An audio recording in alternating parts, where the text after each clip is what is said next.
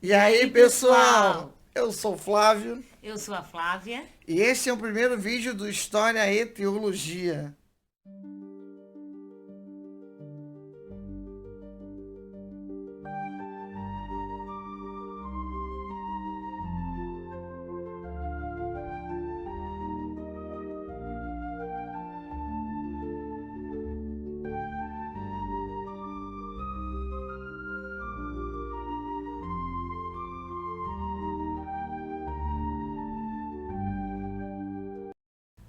Isso mesmo. Vamos lá, pessoal. E qual é o tema de hoje, Flávia? A grande apostasia. Muito bom! Então vocês vão acompanhar conosco o nosso tema, que é a grande apostasia, que é um tema que algumas pessoas até entendem, mas não compreendem. E hoje nós vamos abordar de uma forma muito fácil e tranquila. Flávia, de onde vem toda a verdade? Toda a verdade vem de Deus, Flávia. Então, quem revelou a igreja de Jesus Cristo nos últimos dias? Vamos pegar a primeira igreja, a primitiva. Quem trouxe ao mundo a igreja primitiva, a igreja de Jesus Cristo original? O próprio Jesus Cristo. Porque toda a verdade vem de Deus. maravilhoso. Bom, e aí? Veio Jesus Cristo, iniciou seu ministério aos 30 anos, mandou os apóstolos, mudou os apóstolos, enviou eles a todo mundo, Cristo também chamou os 70. Então, o que aconteceu quando Jesus Cristo morreu, ressuscitou e foi aos céus? O que aconteceu com a igreja?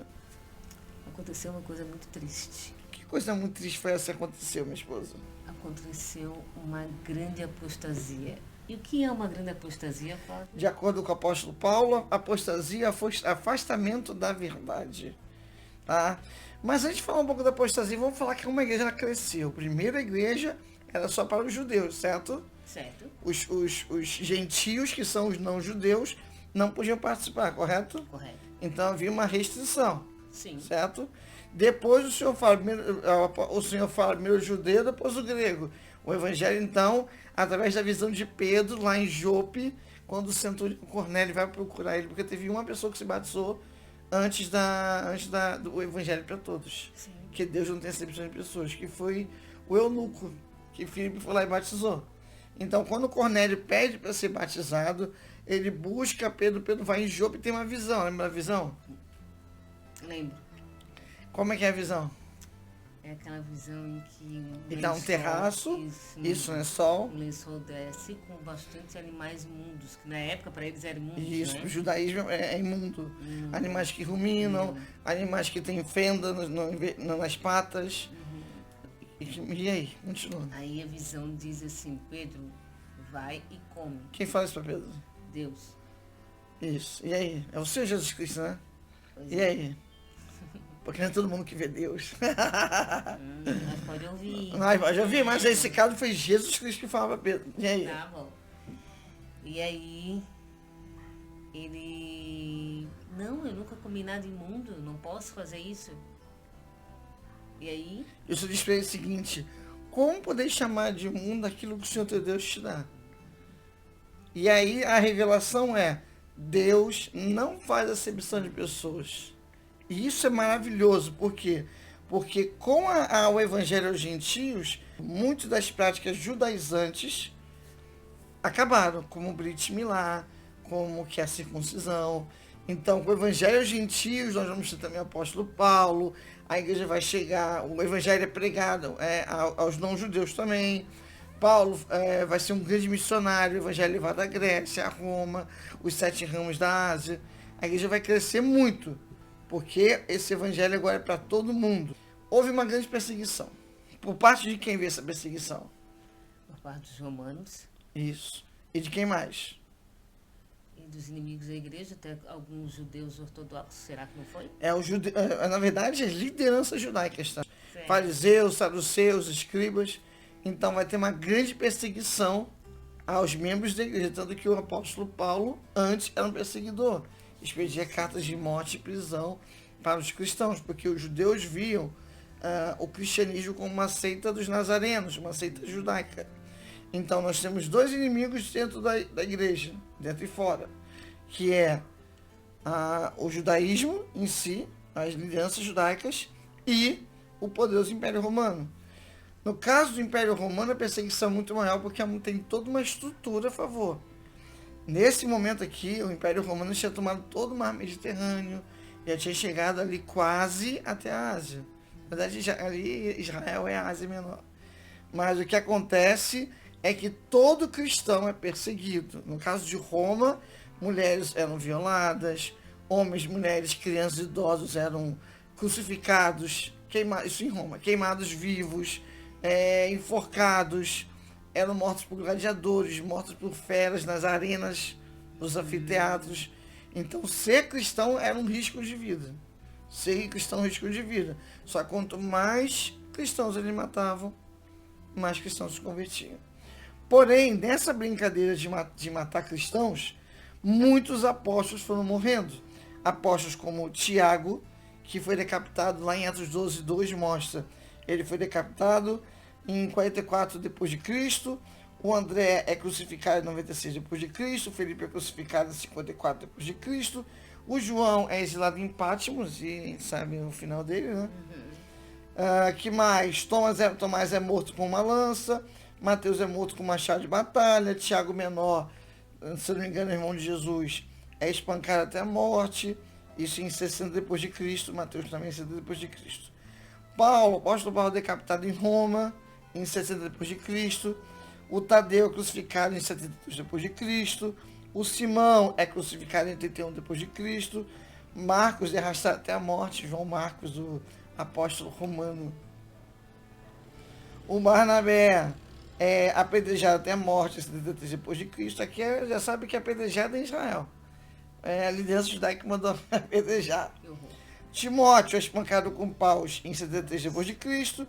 Lucas, o apóstolo, também médico, que fala sobre o único evangelista que fala sobre a expiação de Cristo no Getsemane lá, quando o seu suor torna-se grandes gotas de sangue que correm até o chão, tá? Depois nós temos o Bartolomeu, que é arrastado e finalmente mutilado.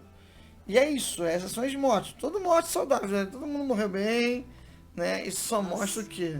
Muita crueldade, né, amor? Muita Muito bom. crueldade. E o que acontece com isso? Chega um ponto que os apóstolos morrem, a autoridade sacerdotal se perde. Que mais? Nós perdemos a revelação. E para os membros da Igreja de Jesus Cristo dos Santos dos últimos dias, somos nós, né? Para nós, a apostasia geral acontece aqui. Paulo fala em Tessalonicenses, se eu não me engano, tá? Se não tiver, eu vou botar aqui depois a escritura, Sim. que um dos sinais da segunda vinda Era uma grande apostasia. é a grande apostasia. Isso mesmo. E apostasia quer dizer afastamento da verdade. Então a igreja primitiva, ela caiu. Ela deixou de existir. Tá? Você vai ter grupos cristãos. E um deles os arianos, que não acreditavam que Jesus era Deus. Então você vai ter vários grupos. E aí tem a parte histórica muito bacana. Por quê? Porque em 312 depois de Cristo, em uma guerra pela reconquista de Roma, um imperador vai ver os cristãos com simpatia. Seu nome é Flávio Valério Constantino. Sua mãe já era cristã, ele era simpático aos cristãos e ele não era burro. Ele sabia que quanto mais cristãos você matava, mais cristãos se convertiam. E uma coisa que o cristianismo tem de especial, que hoje você vê muito no Islã, tá? Que é esse desejo de morrer por Cristo. Essa alegria, igual o Estevão, né? De você aceitar a morte, que é uma forma de você tornar um mártir. Então, quando Flávio Constantino observa isso e vê que o cristianismo se espalhou como um raio de pólvora, ele não é maluco nem nada, pensou, vamos dar um jeito. Aí nesse ano, fala. Aquele que teve aquele sonho, amor, que tu falou. É esse agora. Obrigado por lembrar. Tá. Em 312 depois de Cristo, na batalha da Ponte de Milvia, como eu falei, antes do Flávio Constantino, o imperador Diocleciano teve uma péssima decisão que dividiu o império em 4, tetrarquia, certo? Tá. Dois imperadores governavam do Ocidente, da Roma do Ocidente, e 2 na parte oriental do Império Romano. E aqui você já tem, eles viviam ali na Turquia, a saída seria a Turquia. Então, há uma batalha de reconquista aqui que surge a história de Flávio Valérios Constantino, o fundador da Igreja de Roma, que nós vamos falar também. Então o que acontece? Ele está nessa batalha final contra Maxêncio, que era cunhado dele, né? Cara, é membro da família, é complicado, né? Cunhado não é parente, né? Tô Amor, por brincando. favor. E daí ele tá nessa batalha, e essa batalha tá bem difícil de vencer. Ele está perdendo, e numa noite ele tem um sonho. E ele vê um símbolo no céu, que não é uma cruz, que a cruz só vai surgir como um símbolo cristão no século VII, tá? Ele vê um sinal no céu, que é isso que vocês estão vendo aí, e que também é chamado cristograma, e uma voz em língua latina diz para ele: in hoc signus vince. Lembra o que quer dizer essas palavras? In hoc signus vince. Sobre este símbolo, Muito bom. vencerás, como é que Tu é? vencerás, muito bom, acertou. Isso. Sobre este símbolo tu vencerás. Aí ele acorda no outro dia, convence seus homens a pintar esse símbolo nos escudos, e ele vence a guerra. E como era uma tradição romana, todo imperador, todo general, quando vencia uma batalha, tinha que dizer que Deus que o fez vencer. Flávio Constantino deu a Jesus Cristo, Deus cristão, a autoria da sua vitória. Tanto que um ano depois, na cidade de Milão, ele vai escrever o Etos de Milão, na qual ele vai dar a liberdade de culto aos cristãos. Aí aqui a coisa muda. 12 anos depois, Flávio Constantino, que falou que ele se converteu, né, quando viu o símbolo, né? Só que na verdade ele nunca se converteu. Ele era um membro da igreja pagã, ele era um cristão pagão, porque ele venerava outros deuses e também Jesus Cristo. Mas pelo menos fez o bem, né? Pelo menos ele fez alguma coisa, né? Permitiu que os cristãos tivessem Sim. felicidade. Aí o que acontece, em 325 depois de Cristo, ele junta todos os membros da igreja, todas as lideranças da igreja, na cidade de Niceia, na Turquia, e lá, isso durou semanas, meses, o Concílio Ecumênico de Niceia. E dali vai sair o Credo de Niceia, e dali vai sair a fundação de quê? De qual igreja?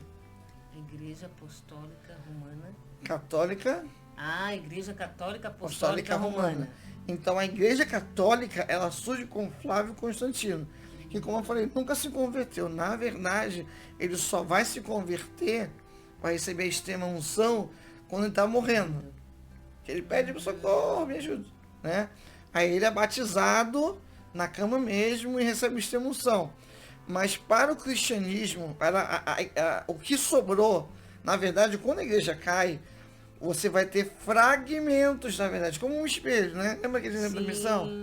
Cai espelho no chão, ele se divide em quantos pedacinhos? Em vários pedaços. A verdade é espalhada em vários pedaços. E aí cada um vai pegando aquele pedaço, um pedaço, e vai tentando uma doutrina com aquele pedaço. Isso. Pega o batismo, faz uma doutrina sobre o batismo. Isso. Pega o Espírito, faz uma doutrina sobre o Espírito Santo. Isso aí. Então são fragmentos da verdade, correto? Correto. Então, 225 vem o Credo de Nicéia. O que tem de importante no Credo de Nicéia? Separação dos livros da igreja. O pessoal pensa que a Bíblia caiu no nosso colo com zíper e tudo. Não, na verdade foi uma seleção dos livros que você tem no Torá e alguns livros que vai ser o livro do Novo Testamento. O Velho Testamento foi tudo escrito em hebraico. O Novo Testamento foi tudo escrito em grego. Em vez de pergaminho, que é a Torá, eles escreveram em livros mesmo. E faziam tipo um desenho para fazer parte do caderno, para segurar as folhas. Eles chamam isso, se não me engano, de saltérios. Muito interessante. E aí eles juntam esses livros e vão tirar outros. Os que vão entrar na Bíblia são chamados livros canônicos. Os que não vão entrar se tornam livros apócrifos. E qual é a diferença? A igreja vai estabelecer, no caso de Nicéia, que Jesus Cristo é Deus. Vai estabelecer a Trindade. Só que no caso do catolicismo, Pai, Filho e Espírito Santo é uma coisa só. É ketchup, mostarda e ketchup em uma única embalagem. O que é diferente do resto do cristianismo. Então, também vai criar a noção do Lúcifer, Satã, aquela visão do Satã, bode preto, todo vermelhão, chifrudo, aquela coisa monstruosa, é católica.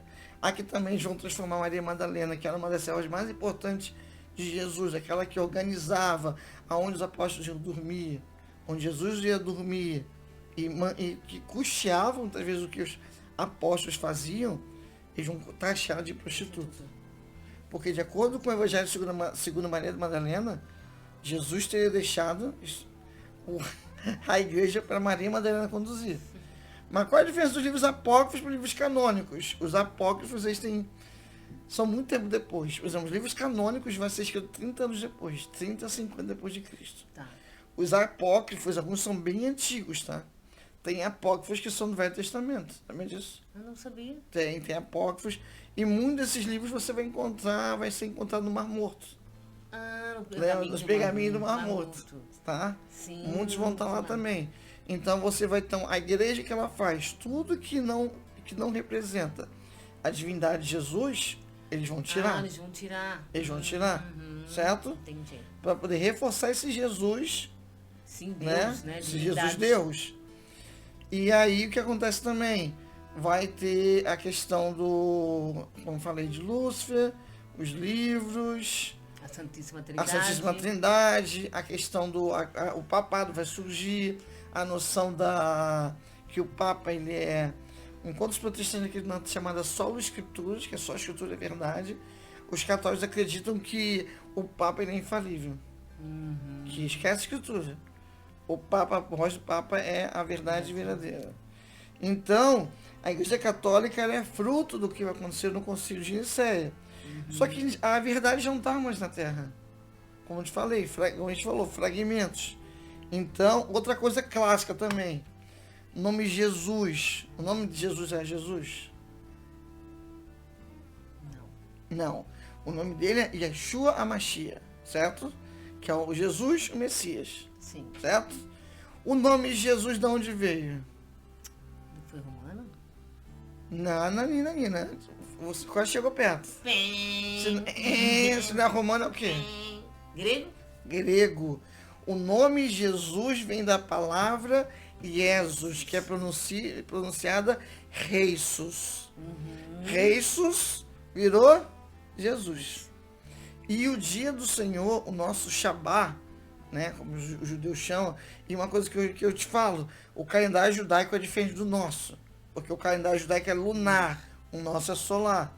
Então, o Shabá Shalom dos judeus acontece no pôr do sol de sexta até o pôr do sol de sábado. Por quê? Porque é quando vem a lua, é quando vem a noite. O dia do Senhor, nosso Shabá Shalom hoje, ele é o domingo. Por quê? Porque foi o dia que Jesus ressuscitou. Muito bom. O que mais?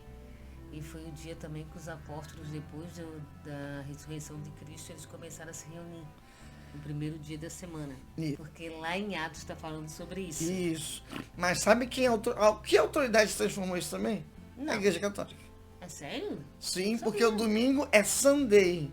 Sim. Sunday, dia do sol. Por quê? Porque tem um deus pagão chamado Mitra, um deus de origem persa, que nasce na madrugada do 24 a 25 de dezembro. O deus do sol. Certo? Então, o Sunday é dia de Mitra. Então, quando eles se convertem ao cristianismo, né, eles transformam o domingo no dia do Senhor. Só em nível de curiosidade, Jesus Cristo nunca nasceu em dezembro, nasceu entre maio e setembro. Sim. Tá? Porque essa festa é a festa mais importante de Roma.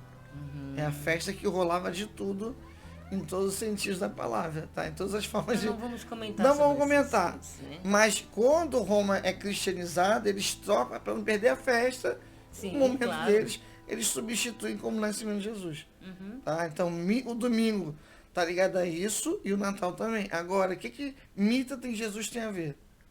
Jesus é a estrela da manhã. A estrela da manhã é o quê?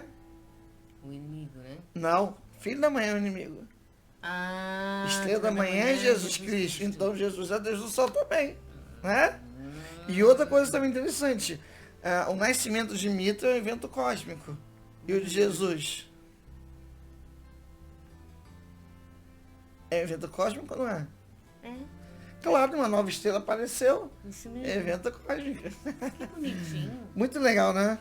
Então, a gente vai fazer um vídeo mais futuramente sobre a questão da mariolatria da Igreja Católica, quando surge o culto da Nossa Senhora. E esse ano não perca, que é muito bom também, tá? Agora é o seguinte, o mundo já havia mergulhado na apostasia, por mais de 1000 anos o mundo permaneceu sem o verdadeiro evangelho de Jesus Cristo, mas uma restauração de todas as coisas foi profetizada, certo? Mas ia passar mais 1000 anos. Então, o que aconteceu é que nós tínhamos uma profecia de Amós. Em Amós 8, 11 e 12 diz: havia fome não de pão e sede não de água. E as pessoas iriam de um lado ao outro buscando a palavra de Deus, mas não encontrariam. Que a fome e a sede era a palavra de Deus. Então, essa é uma das escrituras favoritas com relação a isso. Isso vai ficar para o próximo vídeo sobre a restauração. Vamos lá. Que aqui nesse vídeo nós só vamos falar sobre sua apostasia. A restauração não fala. Tá, isso. Vamos lá, vamos continuar. Então vamos lá. 1050, vamos falar do avanço, né, da apostasia. E assim, ó, são pontos importantes porque tudo que aconteceu após a Concílio de Nicéia, querendo ou não, vai favorecer o surgimento da Igreja de Jesus Cristo nos últimos dias. Sim, claro. Correto? Correto. Em 1054 nós temos o grande cisma do Oriente. Em 1054, o Papa, um novo Papa que foi chamado, a Igreja estava dividida em dois. O Império Romano era dois impérios, né? Em 476 depois de Cristo, o Império Romano do Ocidente caiu pelas mãos dos bárbaros visigodos. O último imperador romano, Rômulo Augusto, foi deposto, só que o Império Romano do Oriente continuou e se tornou Império Bizantino até 1453, quando foram invadidos pelos muçulmanos, pelos turcos otomanos. Mas é teologia também, vamos lá. Então o que acontece? Não complica, professor. No Oriente, você tem duas igrejas, tá? Sempre foi assim. Assim como o Oriente mudou o Império, mudou também a igreja. Sim. Você tem uma autoridade no Oriente que é chamada Patriarca de Constantinopla, depois Patriarca de Alexandria, Patriarca de Antioquia, tá? Nesse período da história da Igreja Católica, né? E tinha o Papa lá em Roma, lá no Vaticano. No Vaticano não existia ainda. O que acontece é que havia muitos conflitos doutrinários. Por exemplo, a Igreja Oriental, eles queriam que o celibato fosse uma coisa de escolha, tá? E os santos eram representados nas paredes. Como é que chama isso? Deixa eu lembrar. Eu te falei ontem, não foi? Tu falou sobre isso. Afrescos, 1, 2, 3. Os santos eram representados nas paredes em forma de afrescos. A missa na igreja sempre foi em latim, só que no Oriente eles estavam falando grego, né? E aí já estava esse conflito. Quando o Papa ele vai lá e excomunga o patriarca também excomunga o Papa. Todo esse resultado foi chamado de Grande Cisma do Oriente, que é a divisão da Igreja Católica em duas. A Igreja Católica, né, romana, e a Igreja Ortodoxa, tá? Aí você vai ter várias igrejas ortodoxas, a russa, a grega, a de Antioquia, a do Egito, que é a copta, a etíope. Você tem várias, assim, divisões dentro da Igreja Ortodoxa. Isso Que mais? divisões da Igreja Católica ou não? Isso, divisão da Igreja Católica. 1054 é um ano. Essa é a primeira divisão.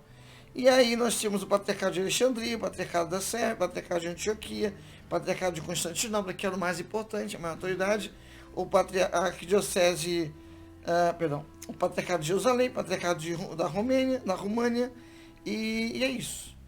E aí nós vamos para o próximo passo, que é 1517, que é a Reforma Protestante? Muito bom! Que vai ficar para nosso próximo vídeo.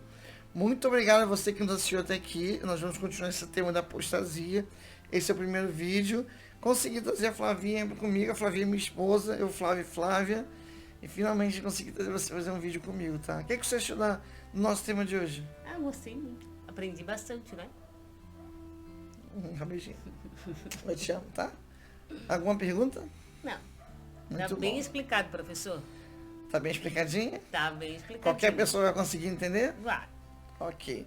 Então, nós vamos falar futuramente, então, continuar o processo da reforma protestante, que é muito bacana, o processo, porque tem a questão da interpretação, a venda de indulgências, as 96 teses de Lutero, o pensamento calvinista, a Igreja da Inglaterra. Então, é um monte de coisa no próximo vídeo. Muito obrigado a vocês. Como é que vocês despedem? Tchau. Não. Classe dispensada e Fim de transmissão. valeu.